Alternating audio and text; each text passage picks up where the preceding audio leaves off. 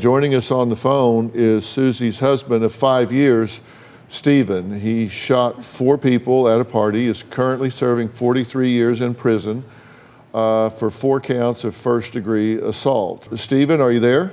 Yes, sir, I'm here. Thank you so much for joining us. I understand you have a limited amount of time, so we'll, of course, respect that. You've been listening to a little bit of this, I know. How do you think this is going to work long term? How much more time do you have to spend? I have approximately 12 years left. What's the likelihood that you'll get out on that date? Not very good. I believe I'll be out in less than 5. So less than 12 years, so you think you'll be out sooner? Yes. How do you get along with Susie right now while you're in and she's out? How do you two get along? 90% of the time, we get along excellent. It's just when certain triggers come into the marriage, I don't know how to cope with them, so I just withdraw. Her mother, Penny, is concerned that you are, in her terms, really mean to her daughter at times.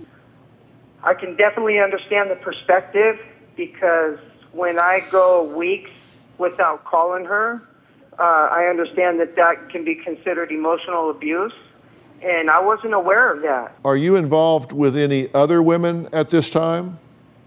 No, I'm not. Have you been since you've been in? Since I've been in, yes, but not since Susie and I have been married. Mm-hmm. Have you threatened her with that? I have. Yeah. And how do you feel about that when he threatens you with that? It's heartbreaking.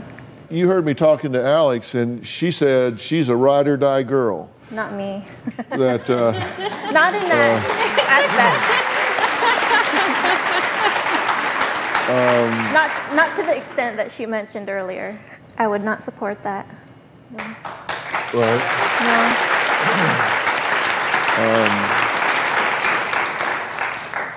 Dr. Phil, if I may just say, yeah, I would never put her through that. And she's been through so much just getting involved with an incarcerated man. She is not your stereotypical woman that gets involved with these type of relationships.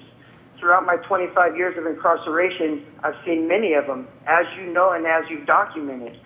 And there's so many contributing factors to our relationship that shatters the typical stereotype.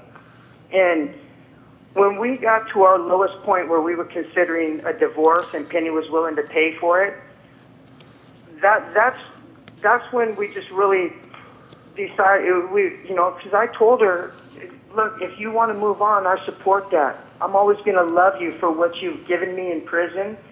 And she didn't want that. We committed till death do us apart.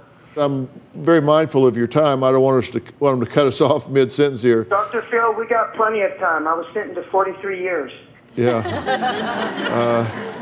But I know what it's like to hear a dial tone. What has happened? What have you learned? What has changed that would cause me or someone like me that's trained in forensic psychology to predict that you're not going to pick up a shotgun and shoot 4 people again? Dr. Phil, you're such an educated man and well-versed in all these things that you can just look at my actions, my characters, the way I conduct myself, the way I treat my wife, the way I treat other people. Now, I know that you're focusing on the negative aspects of our relationship, but if you focus on the positive aspects of our relationship, I think that right there will speak in volumes.